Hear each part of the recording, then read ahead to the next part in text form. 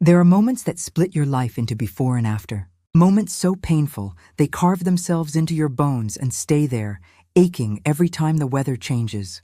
For me, that moment came on a Thursday morning when my son looked me in the eyes and said, "You have 30 days to get out of this house, Mom. I own it now." My name is Margaret Foster. I'm 62 years old, and what I'm about to tell you will make you question everything you think you know about your own family. Because sometimes, the people you love the most are the ones who hurt you the deepest. Listen closely, because what my son did next will absolutely shock you. And trust me, you have to hear how this ends. It's gonna blow your mind. Before I tell you what happened, you need to understand who I was. Who I'd been for 40 years of my life. I grew up in Cedar Falls, Iowa, where my mama taught me that family was everything. She'd say, "Margaret Ann, blood is thicker than water, and you protect your own no matter what." I believed that with my whole heart. I still do, even after everything. I married my husband James when I was just 21 years old. He was a good man, the kind who worked with his hands and never complained. We weren't rich, not by a long shot, but we had enough. We had a small house on Maple Street with a front porch where we'd drink sweet tea on summer evenings. We had 3 kids who were our whole world. Ethan was our oldest. He came into this world when I was 23, screaming his lungs out like he was already angry at something. Even as a baby, he was different from other kids, serious, hungry for more than what we had. He'd look at our little house, at James's work boots by the door, at my second-hand dresses, and I could see something in his eyes. Shame, maybe, or determination. Probably both. Then came Noah 2 years later. Noah was sunshine, all smiles and laughter. He was the kid who gave away his lunch money to other kids who forgot theirs. The boy who cried when he saw a dead bird on the sidewalk. He had James's soft heart. And finally, our daughter Olivia. She was born when I was 29, and she was pure joy. Smart as a whip, that one. She could have been anything she wanted. She became a teacher instead, saying, "I want to help kids like us, Mom. Kids who don't have much but have big dreams." Ethan was always the complicated one. From the time he could talk, he wanted things. Better toys than the neighbors had. Name-brand shoes instead of the Walmart ones we could afford. He got teased in school for our old beat-up station wagon. I remember one day, he must have been about 12. He came home crying. Not because someone hit him, but because Tommy Jenkins called our family poor trash. James sat him down on the porch that night. I was inside, but I could hear through the screen door. "Son," James said in that quiet, steady way he had, "we might not have a lot of money, but we got something better. We got each other, and we got our dignity. Don't let anyone take that from you." But Ethan just wiped his eyes and said, "Dignity doesn't buy respect, Dad."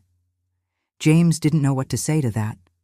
Neither did I. Ethan worked harder than any kid I'd ever seen. Straight A's, scholarships, 2 jobs in high school. He was going to climb out of Cedar Falls if it killed him. And in a way, I guess it did kill something in him. Maybe the part that knew how to be grateful. Maybe the part that remembered where he came from. He went to college on a full ride, studied business and finance. He called home every Sunday for the first year, then every other week, then just on holidays. When he graduated, he got a job in Chicago at some big investment firm. He wore suits that cost more than our monthly mortgage. He drove a car that made our old station wagon look like a dinosaur. James was so proud. "Our boy made it, Maggie," he'd say, looking at the pictures Ethan sent. He really made it. But when Ethan came home for Christmas that year, he barely stayed 2 days. He looked at our house like it embarrassed him. He took business calls in the backyard so his colleagues wouldn't hear the TV in the background. And when his girlfriend Melissa came with him the next year, I saw her wrinkle her nose at our outdated kitchen. I knew right then we'd lost him. Or maybe we never really had him at all. Have you ever felt like a stranger to your own child? Like you're looking at someone with your blood, but not your heart? Drop a comment and let me know where you're watching from. The years went by.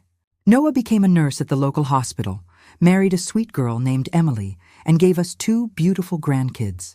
Olivia taught 3rd grade and lived just 10 minutes away. They came over every week for Sunday dinner. They helped James fix the porch when it started sagging. They were there. Ethan sent checks. Big checks, sure. For our anniversary, for birthdays, for Christmas. Like money could replace his presence. James would deposit them with this sad look in his eyes, and I'd pretend not to notice. Then, 5 years ago, everything changed. James had a stroke, a massive one. He was working in the garage, fixing Mrs. Henderson's lawnmower for free like he always did, when he just collapsed. I found him 20 minutes later. 20 minutes that might have made all the difference if I'd been there. If I'd checked on him sooner, he survived, but barely. The left side of his body didn't work right anymore. He couldn't speak clearly, couldn't work, couldn't be the strong man he'd always been. And it destroyed him, not physically, but in his soul. Noah and Olivia were there every single day, helping him with physical therapy, sitting with him when I needed to run errands, just being present. Ethan came home once, stayed 3 days, hired a fancy nurse to check on James once a week, like that fixed everything. Then he went back to Chicago and his important life. James never said it out loud, but I know it broke his heart. Not the stroke, the absence of his oldest son. 2 years later, James died in his sleep.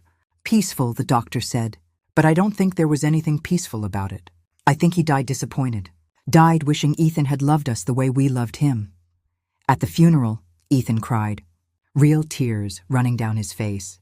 He gave this beautiful eulogy about what a great father James was, about all the lessons he'd taught him. And for a moment, I thought maybe I'd been wrong. Maybe he did love us. Maybe grief would bring him back to who he used to be.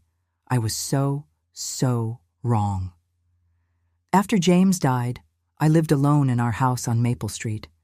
The house we'd bought 35 years ago for $40,000. The house where we'd raised our babies, celebrated birthdays, survived hard times. It was paid off, thank God. James had made sure of that before he died. I had his life insurance, about $75,000, which I put in savings. I had my Social Security, enough to get by.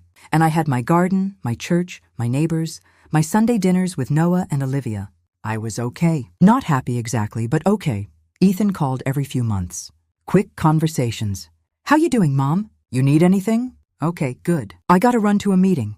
And then, 8 months ago, everything exploded.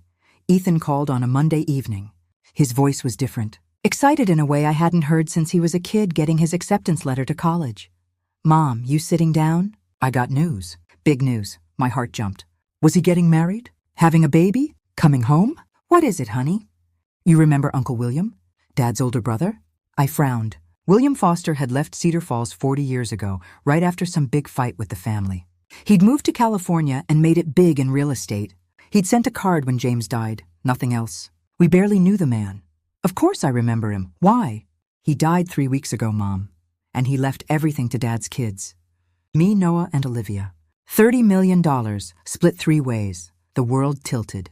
I grabbed the kitchen counter to steady myself. 30? What? 30 million, Mom! 10 million each! Can you believe it?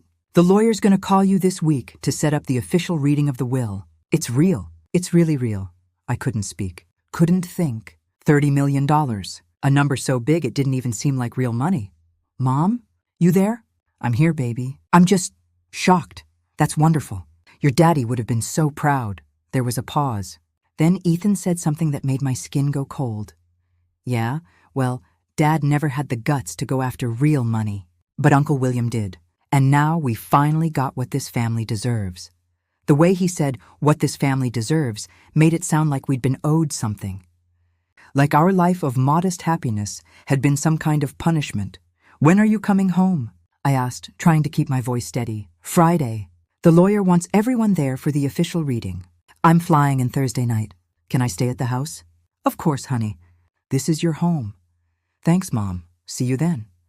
He hung up before I could say, I love you. I sat in that kitchen for hours. I looked at the pictures on the walls. James and me on our wedding day, both of us so young and hopeful. The kids as babies. Christmases and birthdays and ordinary Tuesdays that had somehow turned into a whole life. James used to say, money's like gasoline, Maggie. In the right hands, it powers something beautiful. In the wrong hands, it burns everything down. I didn't know then how right he was. I didn't know that in exactly 7 days, my oldest son would look me in the eyes and rip my whole world apart. But I was about to find out. The lawyer's office was in downtown Cedar Falls, in one of those old brick buildings that's been there forever. Noah drove me, with his wife Emily in the passenger seat. Olivia met us there, looking nervous. This is crazy, she whispered to me in the waiting room. $10 million. What am I even going to do with that much money? Save it, I said automatically, sounding like James. Invest it. Make it work for you. Ethan arrived exactly on time, wearing a suit that probably cost more than my car. Melissa was with him, dressed like she was going to some fancy gala. She air-kissed my cheek without actually touching me. "Margaret," she said, in that fake sweet voice. "So good to see you. What an exciting day." The lawyer, Mr. Patterson, called us into his office. He was an older gentleman, probably mid-70s, with kind eyes and a serious expression. "Thank you all for coming," he began. "I know this is an unusual situation. William Foster was a very successful man, and he was very specific about how he wanted his estate handled." He opened a thick folder and pulled out several documents. Mr. Foster's total estate is valued at approximately $32 million. After taxes and fees, the remaining $30 million is to be divided equally among his 3 nieces and nephews: Ethan James Foster, Noah William Foster, and Olivia Grace Foster. Each will receive $10 million. There was silence. Then Olivia started crying. Happy tears, overwhelmed tears. Noah just stared at the desk like he couldn't process it. Ethan leaned back in his chair with this smile, this satisfied "I told you so" smile. "There are some conditions," Mr. Patterson continued, and Ethan's smile faded slightly. "What kind of conditions?" he asked sharply. "Nothing onerous. Simply that each of you must sign an acknowledgement that you understand this money comes from your uncle's hard work and should be used responsibly. And—" he paused, looking directly at me. "There is one additional provision. William Foster specified that his sister-in-law, Margaret Foster, is to retain full ownership and occupancy of the family home on Maple Street for the remainder of her life. The home is not to be sold, transferred, or otherwise disposed of without her express written consent." I blinked. "I don't understand. The house is already mine. James left it to me." Mr. Patterson shook his head gently. "Actually, Mrs. Foster, when your husband died, the deed automatically transferred to his children as his legal heirs. In Iowa, without a specific will stating otherwise, real property goes to direct descendants. You have what's called a life estate, which gives you the right to live there, but your children technically own it." My stomach dropped. I'd had no idea. James and I never had fancy wills drawn up. We just assumed everything was taken care of. "So," Mr. Patterson continued, "William Foster wanted to make sure that right was legally protected. As of today, that provision is in effect. Margaret Foster has full, irrevocable lifetime rights to the property." I looked at Ethan. His jaw was clenched. His eyes had gone hard. "That house is worth maybe $150,000, he said, his voice tight. "Why would Uncle William care about that?" Mr. Patterson smiled sadly. "Your uncle specifically mentioned that he regretted losing touch with his family. He said that house represented something he'd lost. He wanted to make sure your mother never lost it too." The meeting ended with paperwork. So much paperwork. Bank account information, tax forms, signatures. Noah and Olivia kept looking at me with these stunned, happy expressions, like they couldn't believe this was real. Ethan barely spoke. Afterward, we all went to dinner at Rosie's Diner, the same place we'd gone for family celebrations since the kids were little. Noah ordered champagne, which Rosie didn't even have, so we toasted with sweet tea instead. "To Uncle William," Noah said, raising his glass, "and to Dad, who I know is watching and smiling." We drank. We laughed. We made plans. Olivia was going to pay off her student loans and take her class on a field trip to Washington, D.C. Noah was going to buy Emily the house she'd always dreamed of and set up, college funds for the kids, and Ethan sat there quiet, that same hard look in his eyes. "What about you, honey?" I asked him, trying to draw him out. "What are you going to do with your share?" He looked at me for a long moment. Then he said, "I'm going to finally live the life I was meant to live, Mom.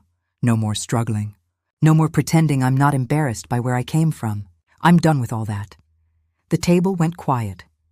"Ethan," Olivia said softly, "what are you talking about? Nobody's struggling. We're doing fine." "You're doing fine," he shot back. "I've been clawing my way up for 20 years, and I'm finally free." He stood up, threw cash on the table, and walked out. Melissa scrambled after him, mumbling apologies. Noah looked at me with worried eyes. He's just overwhelmed, Mom. He'll come around. But I knew better. I'd seen that look before. It was the same look he'd had when Tommy Jenkins called us poor trash. Like he'd been proven right about something. Like he'd finally won.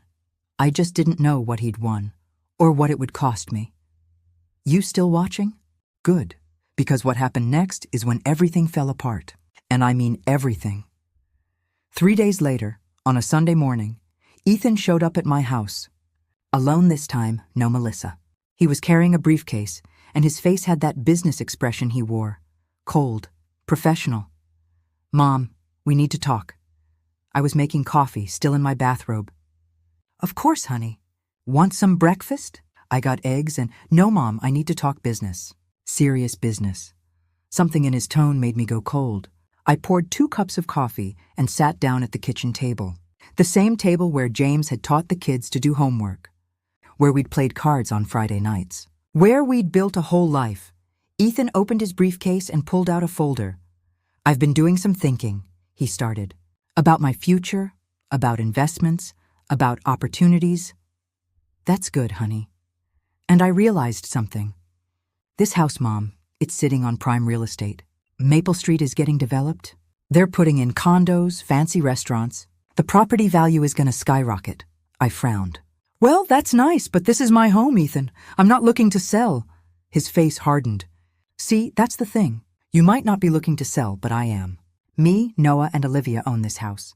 And as the majority stakeholder, what are you talking about? Mr. Patterson said I have lifetime rights. To live here, yeah. But the deed is in our names. And if 2 out of 3 of us vote to sell, we can force a partition sale. That's Iowa law. My hands started shaking. Ethan, this is my home. Your daddy and I— Dad's dead, Mom. His voice was flat. And this house is an asset that's being wasted. I've already got a developer interested. They'll pay $800,000 cash. That's $266,000 for each of us, plus the $10 million we already got. 800? I couldn't breathe. You want to sell my home out from under me for $266,000 when you already got $10 million? It's not about the money, Mom. It's about making smart decisions. And keeping this old house when I could be building real wealth is just stupid. But where would I go? He slid a paper across the table. I looked into senior living communities. There's a nice one on the edge of town. $200 a month, all utilities included. You could afford it with your Social Security, or— He paused. I could help you with rent. If you cooperate. I stared at that paper. At my son. At this stranger wearing Ethan's face. Noah and Olivia would never agree to this, I whispered. He smiled. It wasn't a nice smile. You'd be surprised what people agree to when enough money's on the table, Mom. But we'll see. He stood up, leaving the folder on the table. You got 30 days to think about it. Either you voluntarily move out, or I start the legal process. Your choice. And then my son, my firstborn baby, walked out of my house like he'd just closed a business deal. I sat there until the coffee went cold. Until the sun moved across the floor. Until I couldn't cry anymore, because there were no tears left.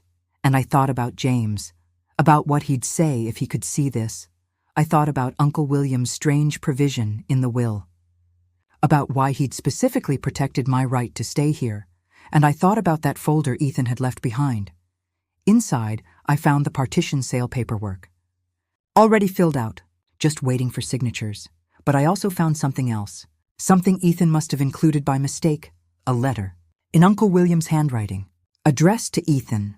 And when I read what it said, everything changed. Everything. My hands trembled as I unfolded the letter.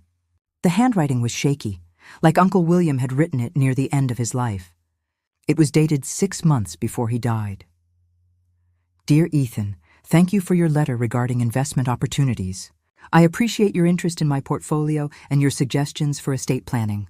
However, I must be honest with you. Your father James contacted me 2 years before his stroke. He called me out of the blue after 35 years of silence. Do you know what he said? He said, William, I know we haven't spoken since you left. I know there's bad blood, but I need to ask you something, not for me, but for my family. If anything happens to me, would you watch over Margaret? My oldest boy, Ethan, he's got ambition, but I'm worried he's got it pointed in the wrong direction. I'm afraid of what he might do if money ever comes into the picture. At the time, I thought your father was being paranoid. But after receiving your letters these past 2 years, after seeing how you've positioned yourself to benefit from my death, I understand what he saw. You wrote to me about maximizing assets and eliminating sentimental waste. You suggested your mother would be better served in assisted living. You calculated, down to the dollar, what my estate could become in your hands. You remind me of myself at your age, Ethan, and that terrifies me, because I spent 40 years chasing money, and I ended up alone, estranged from everyone who ever loved me. I don't want that for you. That's why I'm leaving you the money, yes, but with conditions you won't see until after I'm gone. Consider it my final attempt to save you from becoming me. Your father was a better man than both of us.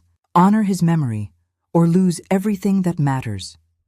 William Foster read it 3 times. Then I folded it carefully and put it in my pocket. Ethan had been planning this for 2 years, writing to Uncle William, manipulating, calculating. And James had known. Somehow, my husband had seen into our son's heart and known what he'd find there. That's why he'd called William after 35 years. Not for money, for protection. For me, I sat in that kitchen, in the house James built with his own hands, and I made a decision. I wasn't going anywhere. Still with me? Because this is where I stopped being the victim and started fighting back. And trust me, what happens next is insane. I called Noah first. He answered on the second ring, breathless. Mom, you okay? You never call this early. Ethan came to see me yesterday. He wants to sell the house. Silence. Then, what? What are you talking about? I explained everything. The partition sale, the developer, the 30-day ultimatum. I heard Emily in the background asking what was wrong, Noah's voice getting louder and angrier. That son of a... He stopped himself. Sorry, Mom, but he's out of his mind. I'm not signing anything. That's your home, period. Relief flooded through me. You mean it? Mom, I got $10 million. You think I need $266,000 bad enough to throw you out of your own house? What kind of person does he think I am? Thank you, baby. Thank you. I'm calling him right now. This ends today. Next, I called Olivia. She was in her classroom between lessons, and when I told her, I heard something slam. He did what? Her teacher voice came out, the one that made 3rd graders sit up straight. Oh, hell no. Sorry, Mom, but hell no. I'm driving over there tonight, and we're going to figure this out. That evening, both of them came to the house. We sat at the kitchen table, the 3 of us, and I showed them everything. The partition paperwork, Ethan's timeline, the senior living brochure. Then I showed them Uncle William's letter. Olivia cried. Noah's jaw clenched so hard I thought he'd crack a tooth. Dad knew, Noah whispered. Dad knew Ethan would do this. What conditions was Uncle William talking about? Olivia asked, pointing to the letter. He said there were conditions Ethan wouldn't see until later. I don't know. Mr. Patterson didn't mention anything else. Noah pulled out his phone. Then we're calling him first thing Monday morning. Because something's not right here. We spent the rest of the evening together. We ordered pizza, like we used to do when they were kids. We looked through old photo albums. We talked about James, about the good times, about how he'd always been able to see people clearly, even when they didn't want to be seen. You know what's messed up? Olivia said around midnight, her voice thick with emotion. Ethan got everything he ever wanted. The money, the success, the escape from Cedar Falls. And he's still angry. He's still not happy. What's that about? Fear, I said quietly. He's afraid that no matter how much he has, he's still that poor kid with broken shoes. So he keeps trying to prove he's better than where he came from, and that means destroying it. That's sad, Olivia whispered. Yeah, baby, it is. Monday morning, Noah called Mr. Patterson's office at exactly 9:01 a.m. He put it on speakerphone so we could all hear. Mr. Patterson, this is Noah Foster. I got some questions about Uncle William's will. Mom found a letter that mentioned conditions that Ethan wouldn't know about. What's that mean? There was a long pause. Then Mr. Patterson said, Can you come to my office this afternoon?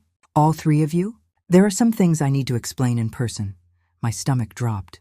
What kind of things? The kind that change everything, Mrs. Foster. Can you be here at 2:00? We agreed. We hung up. We looked at each other with the same thought running through our heads. What else had Uncle William done? At exactly 2 psych, we were back in that same office. Mr. Patterson looked older somehow, more tired. He had another thick folder on his desk. "Thank you for coming," he began. "I've been hoping you'd find that letter. Mrs. Foster, it makes this conversation easier." He opened the folder and pulled out a sealed envelope. When William Foster gave me his final instructions, he included this. He told me, "If Ethan makes any move to displace his mother from the family home within the first year of receiving his inheritance, you are to open this envelope and execute the provisions inside. If he doesn't, burn it unopened." My heart was pounding. "What's inside?" Mr. Patterson broke the seal and pulled out several documents. He read slowly, his voice grave. "I, William Foster, being of sound mind, do hereby establish the following additional conditions to my will. If my nephew Ethan James Foster attempts to sell, transfer, or remove his mother Margaret Foster from the family home at 412 Maple Street within 365 days of receiving his inheritance, the following shall occur immediately." He looked up at us. "First, Ethan's $10 million inheritance shall be placed in an irrevocable trust, accessible only for basic living expenses of $50,000 per year until he completes 1,000 hours of community service in Cedar Falls, Iowa, specifically working with low-income families. Second, the deed to 412 Maple Street shall be transferred entirely to Margaret Foster, with no claims from any other party. Third, an additional $2 million from the discretionary fund shall be given to Margaret Foster for her pain and suffering." The room went completely silent. "Wait," Noah said slowly. "You're saying if Ethan tries to kick Mom out, he loses control of his $10 million and Mom gets $2 million more?" "Plus full ownership of the house," Mr. Patterson confirmed. "Yes," Olivia started laughing. Not happy laughter. Shocked, almost hysterical laughter. Uncle William set a trap. "He set a trap for Ethan." "Not a trap," Mr. Patterson corrected gently. "A test. He was hoping Ethan would pass it, that he'd choose his mother over greed. But he planned for the possibility that he wouldn't. I couldn't speak, couldn't process it. James and William, two brothers who hadn't spoken in decades, had worked together across time and death to protect me." "Has Ethan officially filed the partition paperwork?" Mr. Patterson asked. Noah shook his head. "He gave Mom 30 days to think about it. That was 3 days ago. Then he has not yet triggered the conditions. But the moment he files, or the moment he takes any legal action to remove your mother, everything changes." He looked at me. "What do you want to do, Mrs. Foster?" "What are my options?"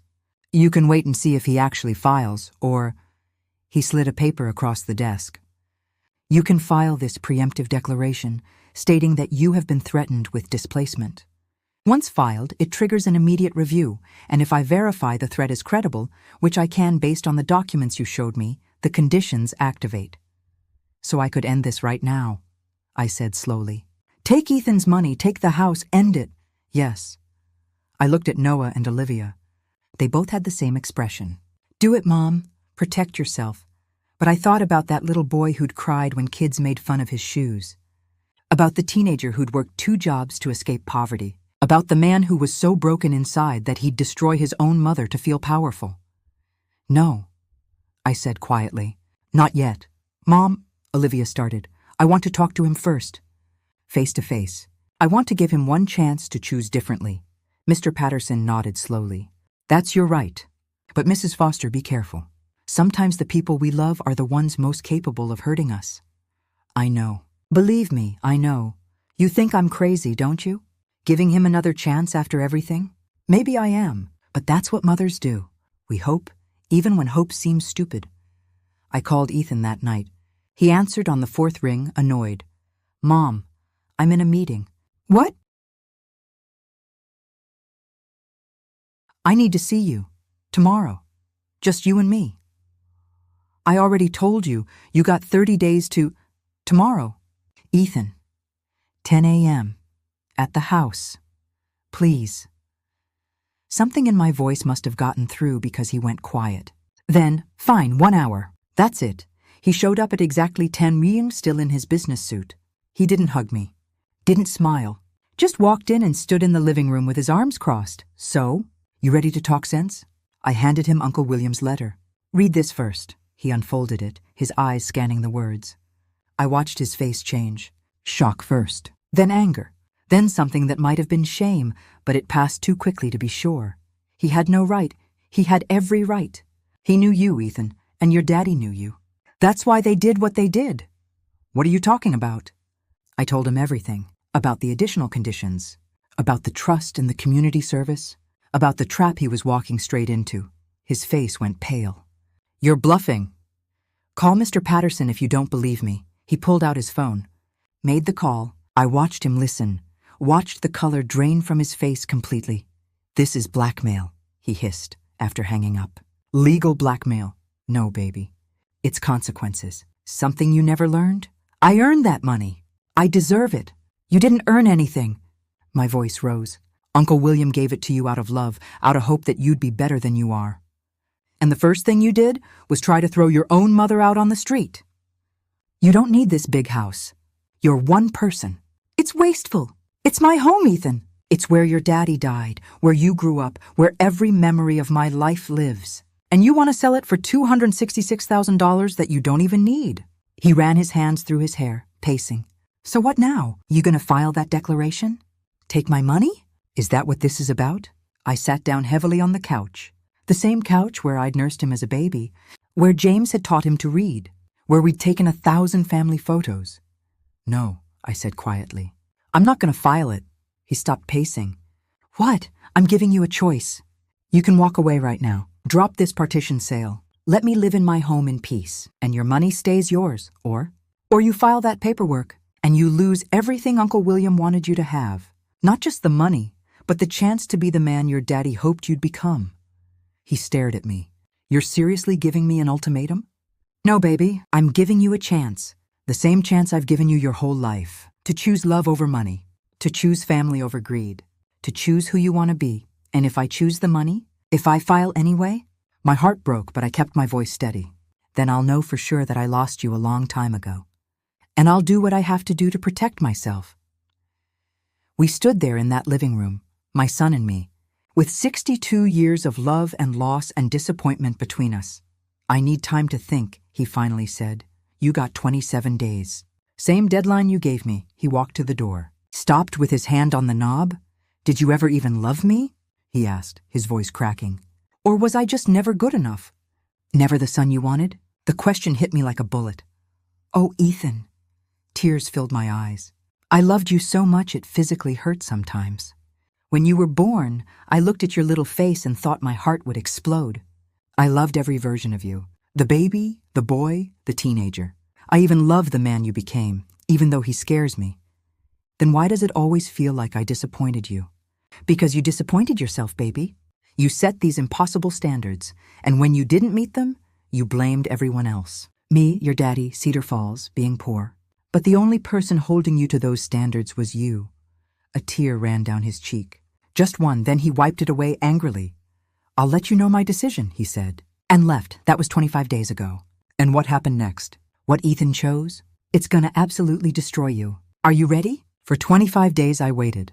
Noah and Olivia wanted me to file the declaration immediately, to protect myself. But I couldn't. Not yet. He's gonna screw you. Mom, Olivia said on day 15, he's gonna file at the last second, and you're gonna lose your leverage. Maybe. But I gotta give him the chance to choose right. Why? After everything he's done? Because I'm his mother. That's what we do. On day 27, my phone rang at 6 a.m. It was Melissa, Ethan's girlfriend. Mrs. Foster? It's Melissa. I need to tell you something. Her voice was shaking. What's wrong? Ethan's been drinking. A lot. He's not sleeping. He's obsessed with this house thing, with the money, with proving something. Last night, he told me he's filing the partition papers today. He said he's calling your bluff, that you won't actually take his money because you love him too much. My stomach turned to ice. Melissa, he's wrong, isn't he? You'll really do it? I don't want to do it. But I will if I have to. Good. Her voice got stronger. Do it. Because the man I fell in love with is gone, Mrs. Foster. This money turned him into someone I don't recognize. Maybe losing it will bring him back. She hung up. I sat there in the pre-dawn darkness, shaking. This was it. The moment of truth. At 8 a.m., I called Mr. Patterson. File the declaration, I said. Do it now. Are you certain? No, but I'm doing it anyway. By 9:01 a.m., it was done. The declaration was filed. The review was triggered. Mr. Patterson confirmed the threat was credible based on Ethan's documented ultimatum. At 9:47 a.m., the conditions activated. At 9:48 a.m., Ethan called me, screaming, "What did you do? What the hell did you do?" I protected myself, Ethan, like you forced me to. My accounts are frozen. I can't access my money. Do you have any idea what you've done? Yeah, baby, I saved you from yourself. I'm going to sue you. I'm going to fight this. You do that. But Uncle William's will is ironclad. Mr. Patterson made sure of it. You got $50,000 a year for living expenses. And if you want to see the rest, you got 1,000 hours of community service to complete. I'm not doing that. I'm not working with poor people like some kind of charity case. Then you don't get the money. Your choice. He was crying now. Angry, frustrated tears. You're destroying me. My own mother is destroying me. No, son. I'm trying to save you. You just can't see it yet. He hung up. I sat down on my porch, the porch James built, and I cried too. Not because I regretted what I'd done, but because it hurt so damn much to watch your child suffer, even when they brought it on themselves. Noah and Olivia came over that afternoon. They held me while I cried. They told me I did the right thing. They promised me it would be okay. But that night, lying alone in bed, I wondered if I'd just lost my son forever. 3 months. That's how long Ethan stayed away. 3 months of silence. But what happened when he finally came back? You're not going to believe it. For 3 months I heard nothing from Ethan. Melissa called once to tell me they'd broken up. He's living in his apartment, barely leaving, she said. He's not the man I thought he was, Mrs. Foster. I'm sorry. Noah told me Ethan had called him drunk one night, ranting about betrayal and revenge. Olivia said he'd blocked her number. And me? I got nothing, just silence. I used some of the $2 million Uncle William left me to fix up the house. New roof, new windows, fresh paint. I kept the rest in savings, invested carefully. I didn't need much. I just needed my home and my peace. The deed arrived in the mail 6 weeks after I filed the declaration. The house was mine, completely legally, irrevocably mine. I held that deed and cried. For James, who'd protected me from beyond the grave. For Uncle William, who'd understood broken men because he'd been one. For the family we'd been and the family we'd never be again. And then, on a Tuesday morning in early December, 3 months and 4 days after everything fell apart, there was a knock on my door. I opened it. Ethan stood there in jeans and a t-shirt I'd never seen him wear. He looked thinner, tired, different. "Hi, Mom," he said quietly. "Hi, baby. Can I come in?" I stepped aside. He walked to the living room, looking around like he was seeing it for the first time. "I started the community service," he said without preamble.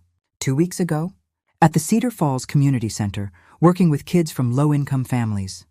I didn't say anything. Just waited. There's this kid, Miguel. He's 8. He reminds me of me at that age. Angry, embarrassed, trying so hard to prove he's better than his circumstances. Ethan's voice cracked.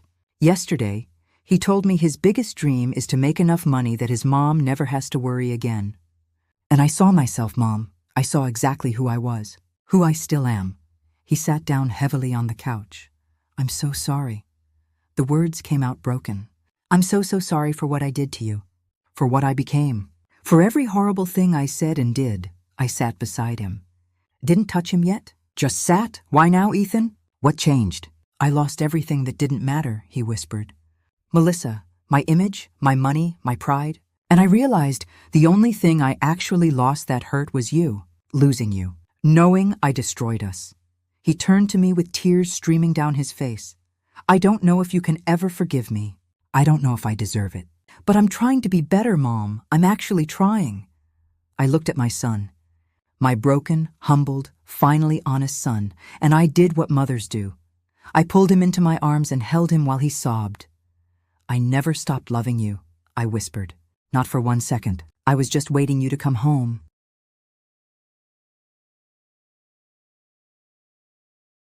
We sat on that couch for over an hour, holding each other. I stroked his hair like I did when he was little and had bad dreams. He cried until there were no tears left, and then he just sat there, his head on my shoulder, breathing. "Tell me about Miguel," I finally said. Ethan sat up, wiping his face with his sleeve. He's in 3rd grade. Lives with his mom and 2 little sisters in a 1-bedroom apartment on the south side. His dad took off 2 years ago. His mom works 2 jobs just to keep the lights on. He pulled out his phone and showed me a picture. A small boy with dark hair and serious eyes, holding a basketball. He's smart, Mom. Like, really smart. But he's angry all the time. Picks fights. Gets in trouble. And you know why? Why? Because a kid at school made fun of his shoes. Said he looked homeless. And Miguel punched him. My heart clenched. Just like you and Tommy Jenkins. Exactly like me and Tommy Jenkins. Except Miguel's got nobody telling him it's okay. That being poor doesn't make you less. His mom's too tired. His teacher's got 30 other kids. He's just alone in it. Ethan looked at me. So I told him about me. About growing up poor. About hating it. About spending my whole adult life trying to run from it. And about how it didn't make me happy. How I hurt the people who loved me most. How I almost lost everything that actually mattered. What did he say? He asked me if I was rich now. I said I used to be. Then he asked me if I was happy when I was rich. And Mom, Ethan's voice broke. I had to tell him no. That I've never been more miserable than when I had millions of dollars and nobody to share it with. I squeezed his hand. What are you doing with him now? Tutoring him 3 times a week. Helping with homework. But mostly just being there. Showing him that someone cares. That someone sees him? He paused. The community center director, Mrs. Chen, she said if I keep showing up, if I actually complete the 1,000 hours, she'll write me a letter of recommendation. Not that it matters for the money, but because she believes in what I'm doing. And do you believe in what you're doing? He thought about that. Yeah, I actually do. For the first time in my life, I'm doing something that matters more than my bank account. You see what's happening here? This is what real change looks like. Not dramatic, not instant, just slow, painful, honest growth. Keep watching. Over the next 6 months, something amazing happened. Ethan didn't just complete his community service. He threw himself into it. He started a tutoring program at the community center. He used his business skills to write grant proposals, to get funding, to organize volunteers. He moved back to Cedar Falls permanently, renting a small apartment downtown. Chicago was never home, he told me over Sunday dinner. We'd started having those again, every week. Ethan, Noah, Olivia, and their families all crammed into my little house on Maple Street. I was just running away. I'm done running. Noah and Ethan had a hard conversation one night. I wasn't there, but Noah told me about it later. I told him how much he hurt you, Noah said. How I wanted to punch his lights out for what he did. And you know what he said? He said, you should've. I deserved it. Then he asked me if we could start over. Not forget what happened, but build something new. And what did you say? Noah smiled. I said, yeah. But he's got to help me paint my garage. That's the price of forgiveness. They painted that garage together the next weekend. 2 brothers, working side by side, not talking much. Just being together. Olivia took longer to come around. She was protective of me, angry on my behalf. But one day, Ethan showed up at her classroom after school. I need your help, he told her. These kids I'm working with, they're struggling with reading. You're a teacher. You know how to reach them. Will you help me? She wanted to say no. She told me later that she wanted to make him suffer a little longer, but she saw something in his eyes. Genuine need, genuine humility. Fine, she said.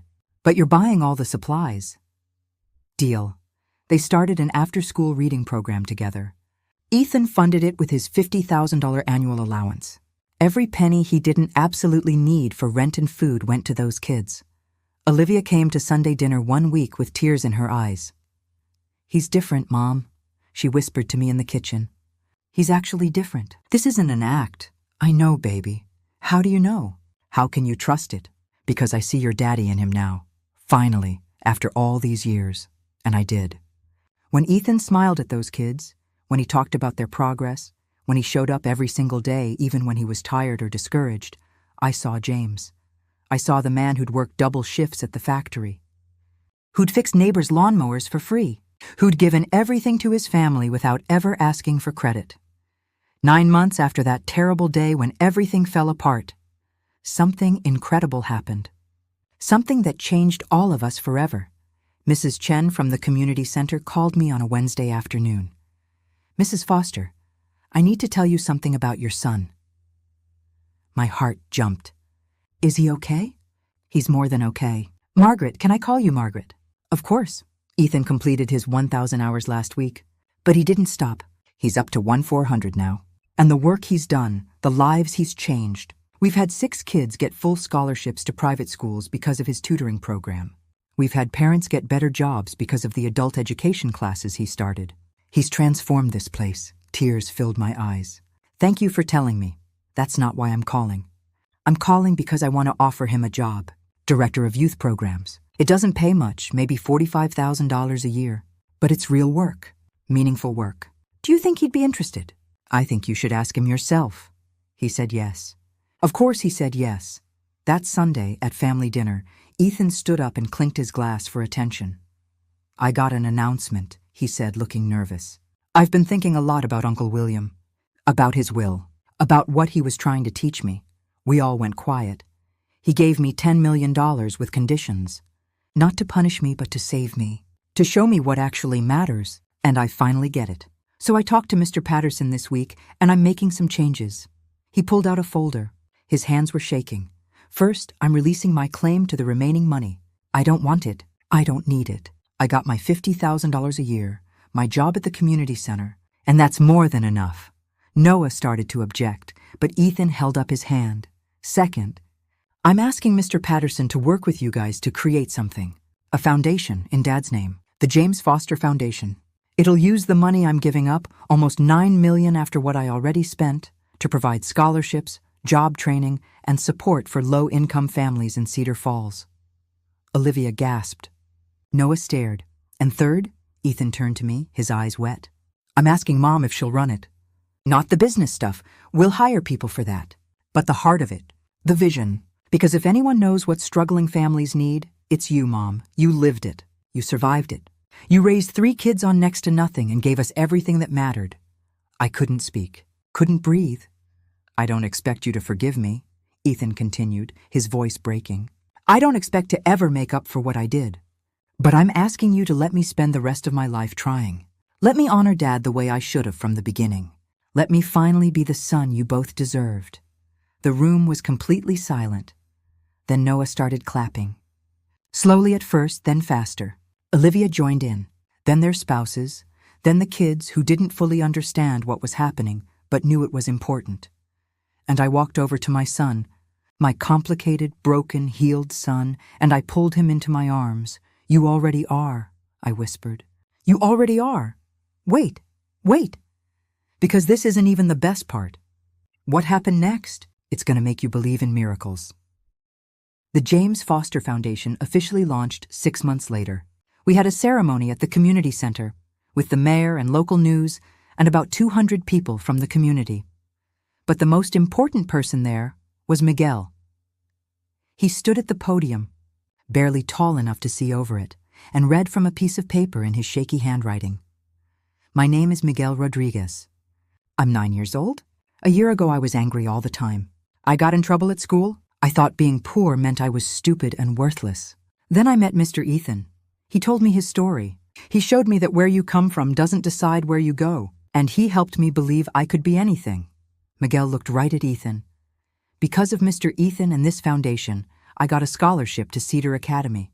I start next year, and when I grow up, I'm going to help kids just like me, just like Mr. Ethan does. There wasn't a dry eye in that room. After the ceremony, Ethan pulled me aside. We walked outside into the spring sunshine, to the little garden the community center had planted. You know what's crazy, Mom? He said. What, baby? I spent 20 years chasing money. I thought it would make me happy, thought it would prove I was worth something, and I was more miserable than I've ever been. And now?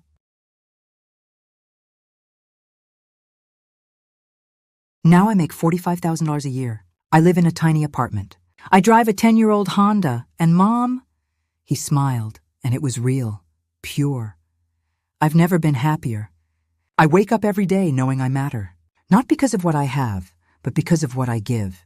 Dad tried to teach me that my whole life. It just took losing everything for me to finally learn it. I hugged him tight.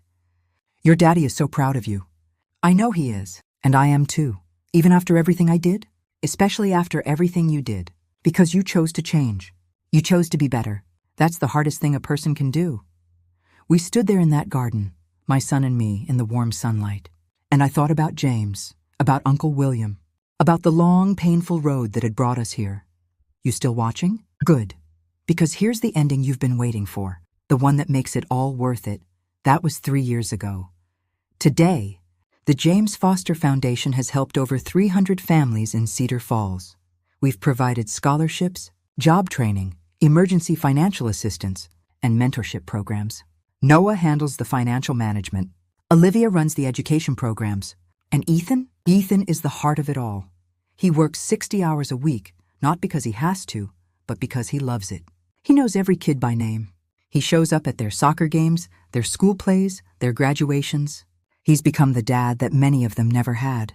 Miguel is 12 now, straight A student at Cedar Academy. He wants to be a lawyer, and Ethan is already helping him plan for college. Last month, Ethan called me with excitement in his voice. "Mom, you gotta come to the center tomorrow." Special surprise. I showed up to find the main room packed with people. All the families we'd helped over the years. The kids, the parents, the volunteers. And in the center of the room was a bronze plaque. In loving memory of James Foster, a man who worked with his hands and loved with his whole heart. And in honor of Margaret Foster, who showed us that a mother's love can redeem even the most broken souls. I cried. Happy tears this time. Ethan put his arm around me. "You saved me, Mom, when I deserved it least. You didn't give up. You didn't write me off. You loved me through the worst version of myself until I could find the best version." That's what love does, baby. Real love, it doesn't quit.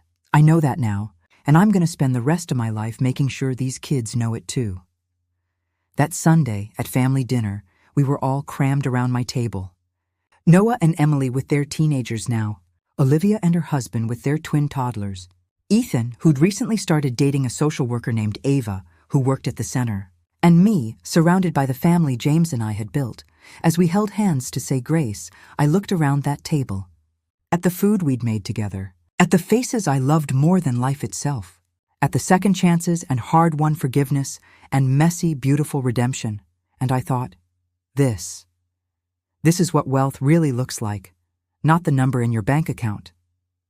Not the size of your house or the price of your car. It's the people who show up, the love that survives the worst storms, the broken pieces that get put back together, stronger than before. So let me tell you what I learned from all of this. What I hope you take away from my story. Money reveals who you are. It doesn't change you. It just shows the truth you've been hiding. For Ethan, it revealed a wounded boy who thought accumulating wealth would heal old scars. It didn't. It just made the scars deeper. But you know what healed them? Service, love, showing up for people who couldn't give him anything in return. That's what finally made him whole.